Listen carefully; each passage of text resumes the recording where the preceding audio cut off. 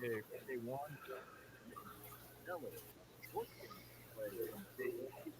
up there. That's it. Next target. Thompson,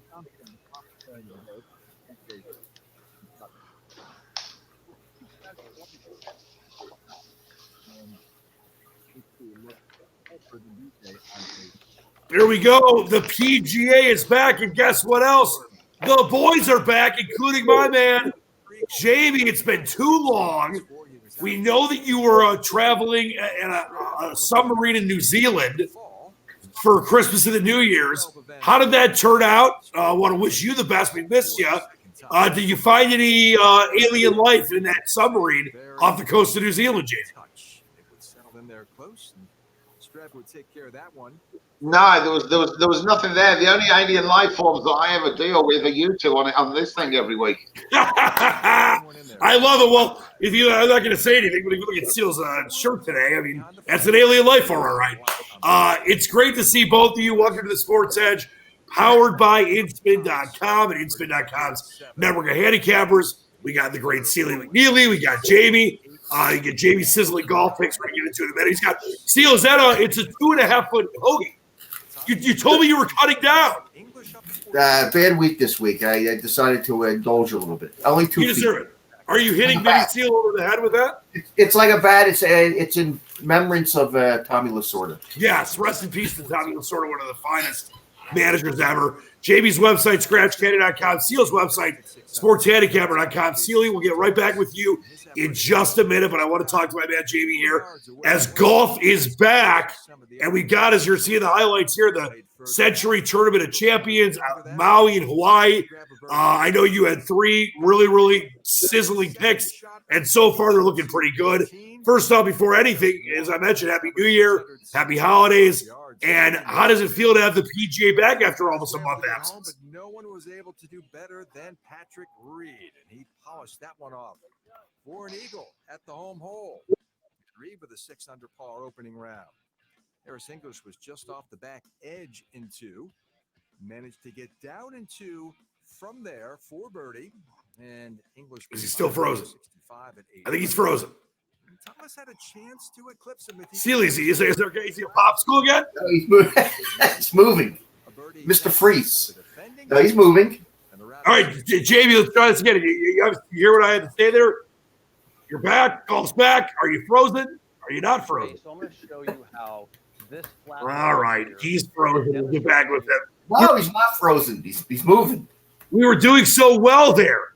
All right, we'll get back with Jamie in a minute. Let's get to it is great to have Jamie back. And Seal, one of his picks this week was Sergio Garcia, who had the lead for much of yesterday. I know he's on Patrick Reed and a couple other guys, but before we get back to Jamie, you've known him for a long time. I've known him for a while now too.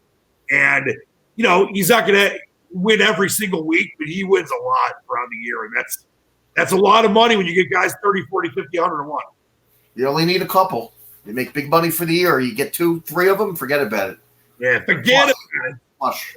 So, 16 different hoagies right there. All right, we'll get back to Jamie in a second. Don't forget his website, ScratchCandy.com. The great Sealy McNeely is SportsHandicapper.com. And Seal, I know you're not happy with the NBA per se right now, but it's really, really early. What I know you're happy with is that not just the NFL's in the playoffs, but the NFL's almost over because it's been such a frustrating year with all the injuries. But let's talk about what we can look forward to this weekend, what you like, what are some of your early leads. And I want to, before anything, I want to throw the lines up here from instant.com. And I want to ask you first about this night game. It's a super wild card weekend. You got the Buccaneers and the Washington football team. I know this line at one point was over 9. It's down to 8. There's some 7.5s. I know Tampa Bay is the better team. They have their best, better defense.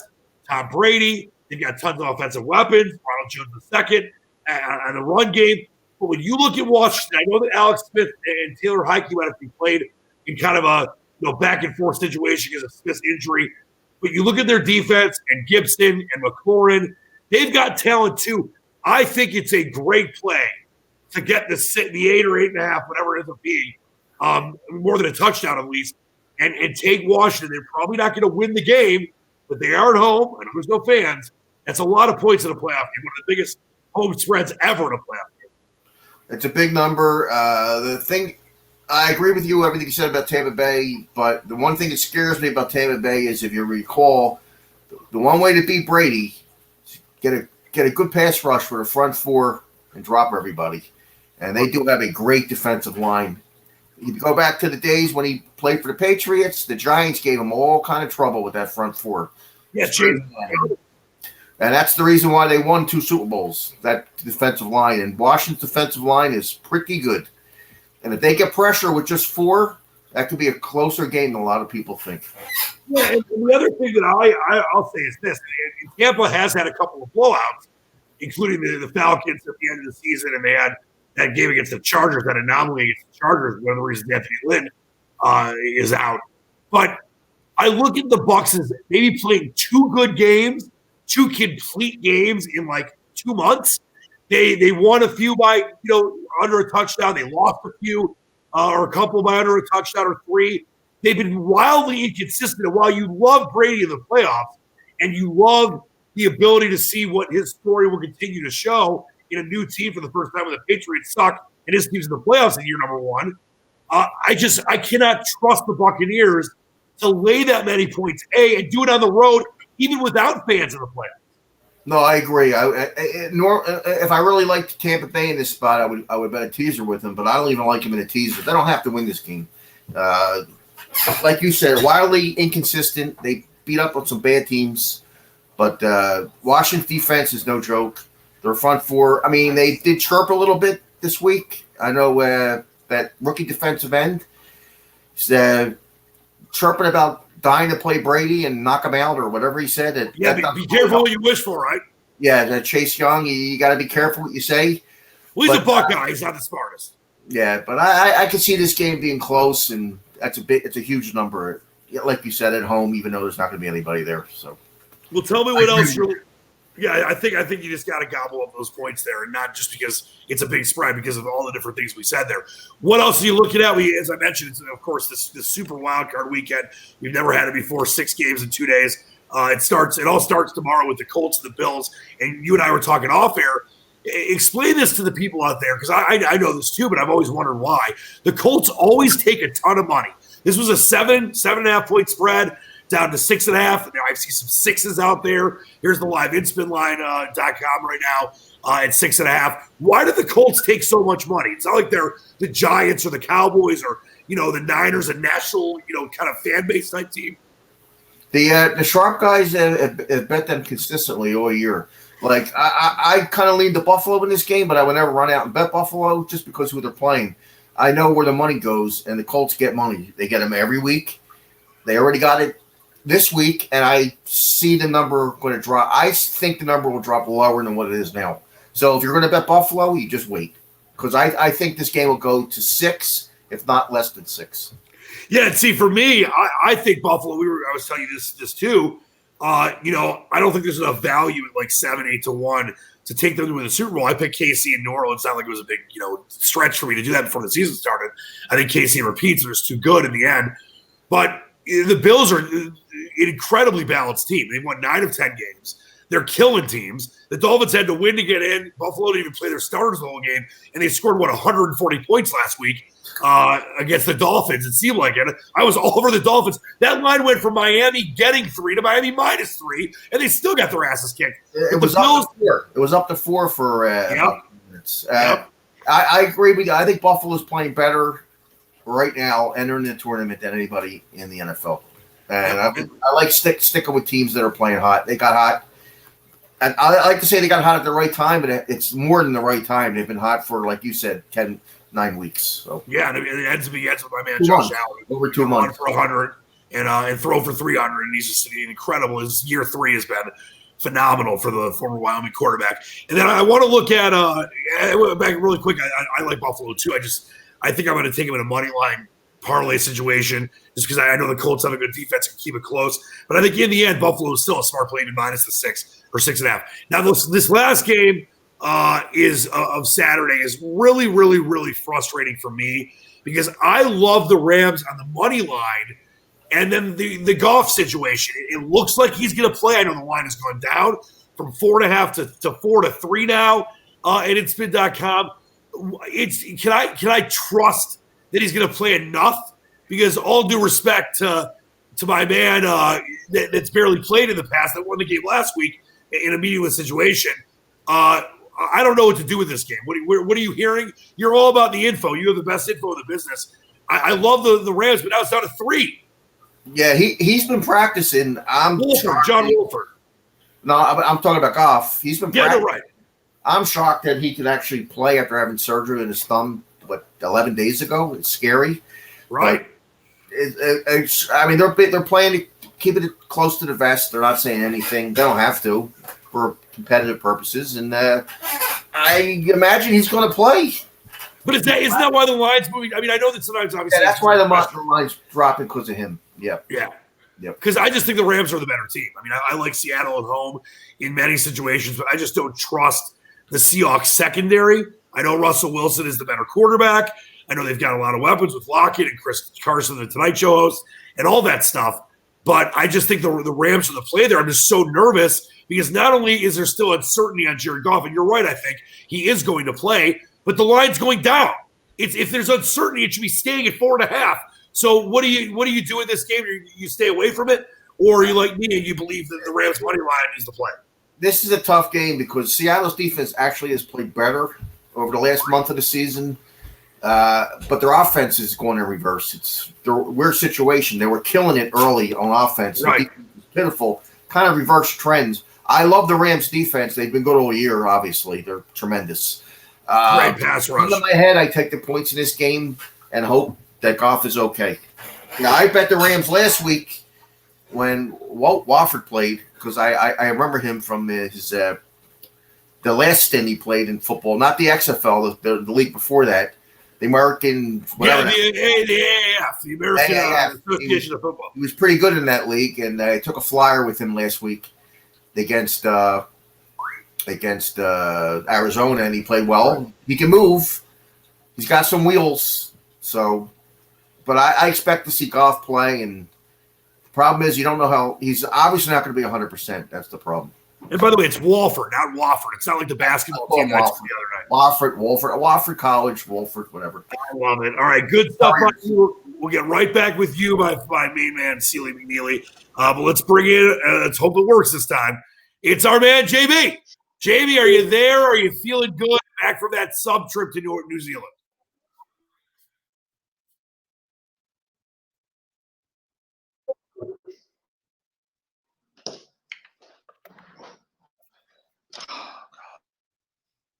Yes, no, baby. JB. I mean, I know he can hear us. Hey, Dan, can you hear me?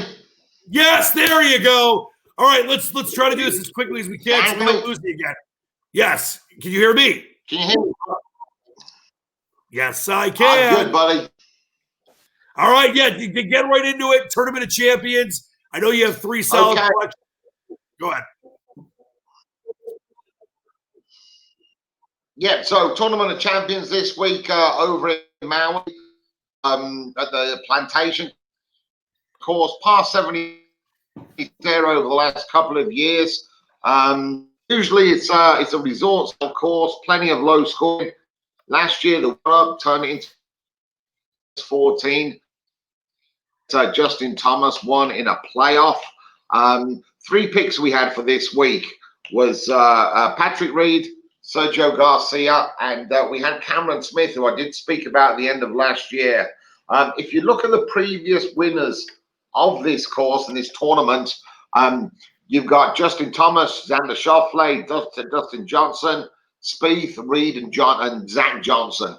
Well, that just screams out the U.S. Masters, doesn't it? Justin Thomas has had 3 top 20s there. Schauffele's come second. DJ just won there in, was it? And then Spieth, Reed, and Johnson are all former winners. And you look at the course on TV, and it's very a little bit like Augusta. Comparison sort of comes in. Patrick Reed was one main guy. 16-1. you look at the head of the obviously Dustin Johnson and Justin Thomas. You know, you're hoping sort of one of those guys has a bad, or two of those guys has a bad week. John Rahm, I wasn't really looking at with his new. He's got new clubs in the bag. He's on Callaway now instead of TaylorMade. Bryson DeChambeau, well, anything could happen there, couldn't it? So, yeah, I thought there was Patrick Reed, third guy as well, previous Masters winner as well. I believe it was. So obviously he hasn't played this tournament for a few years, simply because he goes back to Spain for Christmas and New Year. So him going to Hawaii from Spain is a hell of a trek. So obviously with COVID, he was still in Texas over Christmas. So he's playing this place, and he's won here before as well. You have to go back to 2002, but he was a previous winner here as well. 55 to 1, 60 to 1, around there. I thought it was a bit of value, and started off well yesterday. So he had a slow start, a couple over par at the beginning, and then very low middle of the round, and he let a couple go at the end as well. So he could have been even better, really. Cameron Smith was the third guy. Again, with that Masters connection, I like that. As well as if he goes back to Australia for the Christmas, he's won twice in December over in Australia. He won last year in the Sony Open, which is the next course that they play over in one of the other Hawaiian islands. So Cam Smith at 40s. He's a little bit behind right now, but you know, on this course, there's plenty of low scoring out there. So we'll see what can happen. But Garcia and Reed are well up there on the board right now. We shall see what happens with them. Great stuff by you, and I got your great website, scratchcaddy.com, up there, where you have all this info and all the picks you make throughout the years, which has won a lot of people money. And Jamie, before I let you go, I want to ask you this. You just explained so much there. You know, this, of course, the start of the year, it's got all these former champions that expanded the rules this year because of, you know, there was less tournaments last season. So you got some other exemptions that got people in to make this field. This will be a field with more winners than usual early in the season until we get a little further on. Let the people know, because obviously people that watch the show and people like me and Seal know what your method of your madness is and why you're so successful. But let the people know what the key is early in these seasons, and obviously throughout them as well. But obviously early in the seasons, when you're going to have some fields with, you know, maybe some lesser known players that might get 100 to 1 or 150 to 1. And that's where you and your you know, hard work that you put through, the method of your madness, and all these stats and different things you look up can really come into play and win you a ton of money. Yeah, well, last year was obviously a little bit different to this year. They had the President's Cup there the year before last, and you did see a continuation of good form carrying over in the start of this season. Obviously, that was sort of part of the method here, where I had, you know, Cameron Smith played well at the Masters, Sergio Garcia played well, won at the Sanderson. Didn't play in the Masters this year. He had COVID. So he's had a long extended break, but Patrick Reed always plays well here. You do need to have a look at the guys who do play well at this time of year, the guys who do start off the season well, you know, and go back over time. I've already got all of that information for everybody when it comes up. Great stuff by you, Jamie. As always, it's great to have you back. We'll get back with you in just a second here. Let's get back to Sealy McNeely with that just amazing shirt he's wearing today. Is that a shipping company? Is that the Trump shipping company? The Trump shipping magnet? Is that what it is? I think it is, yes. All right. I know you said you're just wearing it because it was comfortable. That's fine. At least the claws behind you. By the way, how are the fish doing after the holidays? I know that you told me, and I heard from both your beautiful daughter, the Instagram star, and Minnie Seal, that you were overfeeding them because they deserved it for the holidays. Are they doing okay? I lost a couple. It might have been. You lost a couple? I lost a couple. Well, it's a new year. It's a new day. Let's get back into the NFL, and we'll talk about the national title game before we go here. We'll bring Jenny back in as always, too. I want to take a look at the Sunday games here, and we'll start with the first game.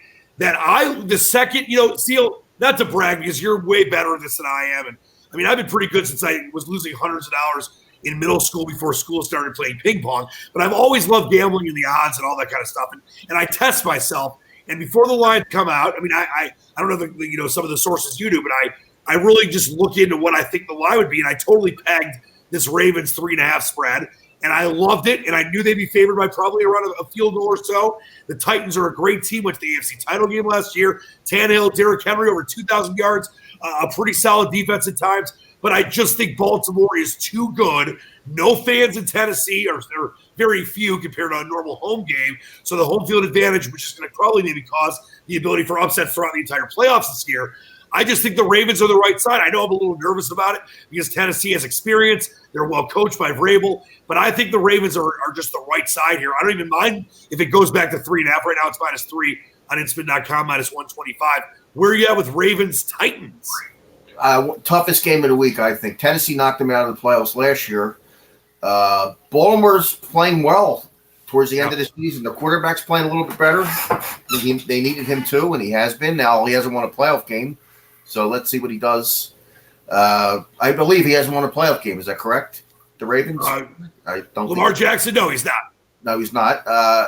They have the better defense. I disagree with you on one thing. I think Tennessee's defense is atrocious.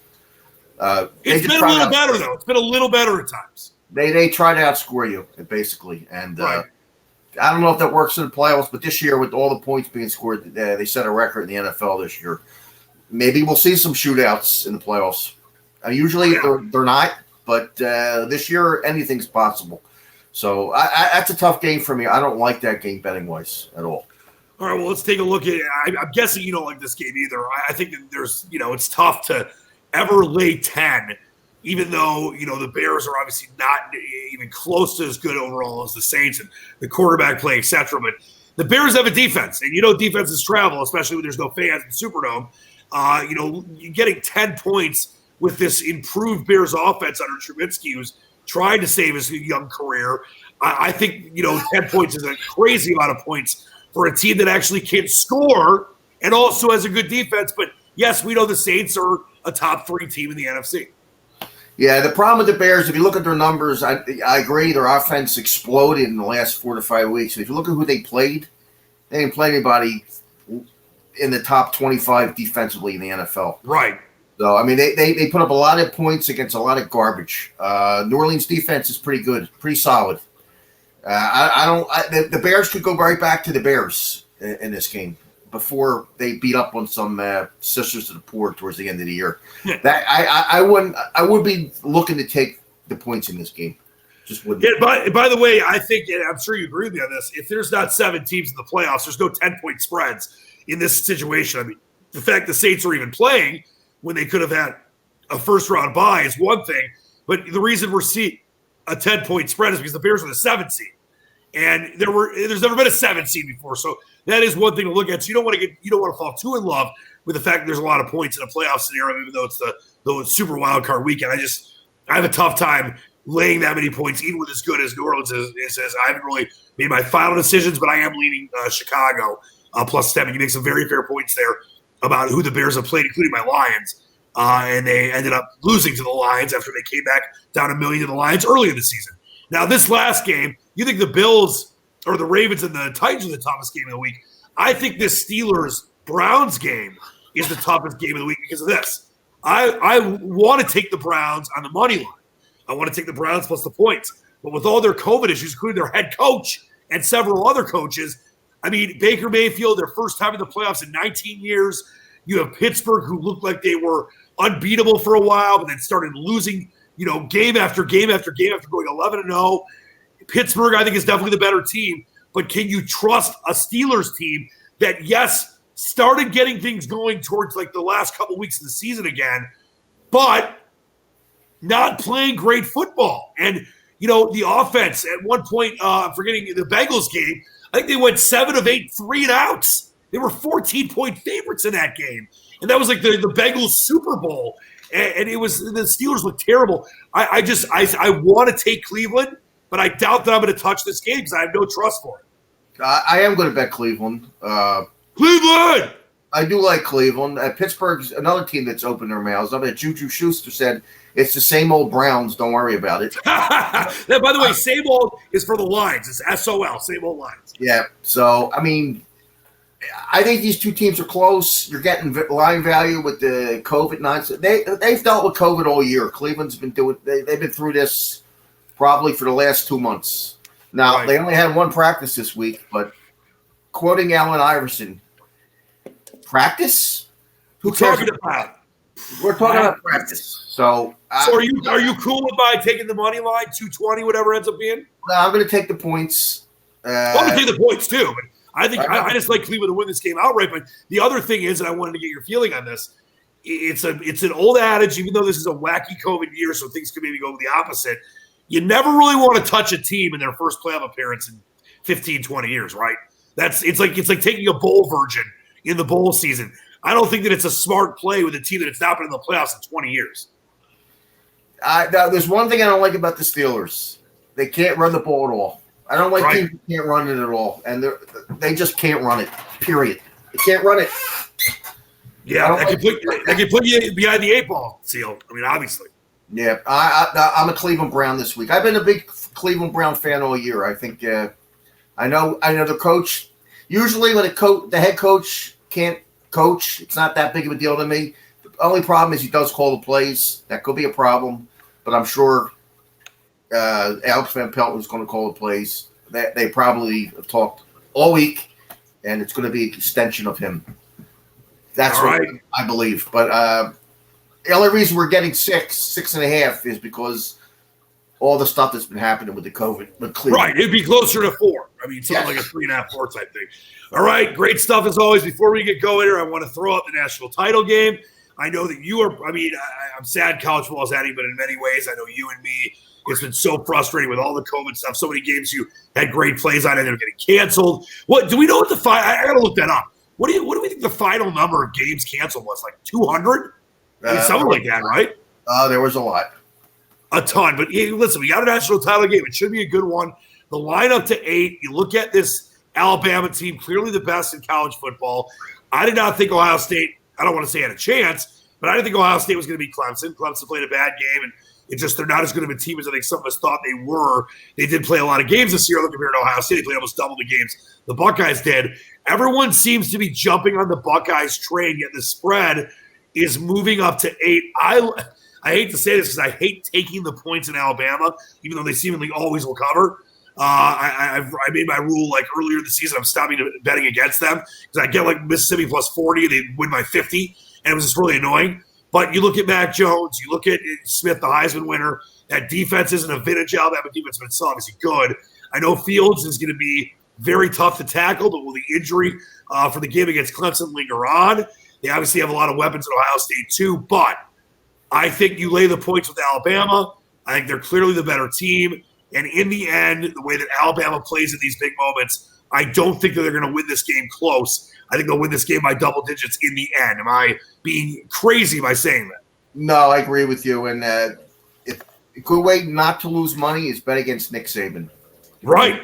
It's just you're throwing away money. I'm not doing it. I mean, it looks tempting. The game opened 4. We're shut up 8. I'm not taking the 8. I can tell you that. No. Nick Saban. Bet against Nick Saban, and you know what happens?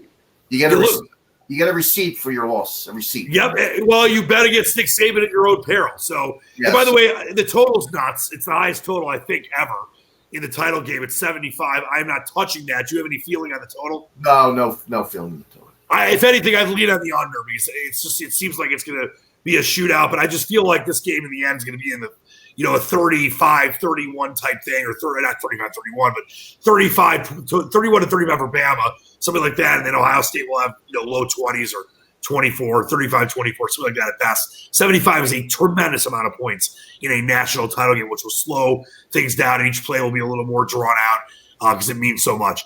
All right, as always, incredible stuff by you. I apologize about the slight internet delay from Jamie. The Costa Rican internet, they're still working on it. I think they actually, if I'm not mistaken, Steve, because you've been down there, do they have people actually hold the cords together in the jungle down there? That's why sometimes it's slow, right? They actually have one guy on one side, the other guy on the other side. holding the fiber cables up? No, I think it's monkeys. They trade monkeys. Monkeys? Monkeys, yes. Yeah, like the Outbreak monkey from the movie Outbreak? Yes, monkeys. Just without diseases. All right. Thanks so much to you. Thanks so much to Jamie. Don't forget his sizzling website at scratchcaddy.com. And he's already on 2 guys this week, and we'll see what happens with Cam Smith. He's not far off. But Sergio led for much of the day yesterday towards the end. And Patrick Reed's playing great. So a good start, hopefully in store for Jamie. Check his picks out at scratchcaddy.com. Don't forget to check Seal's picks out, as always, at sportshandicapper.com. Seal, enjoy that hoagie. Stay safe. Love ya. Get a new shirt. Feed the fish. Don't kill them. And we got playoffs for the next several weeks. A lot of fun stuff coming up. Yes, we do. Enjoy. Have fun. Stay safe. Always. Until next time, for Jamie, for Sealy McNeely, I'm Dan Leach, the Squatch. This has been the Sports Edge powered by InSpin.com. Until next time, wash your hands, stay safe, wear a mask, maybe drink a Monster, and believe in the dream.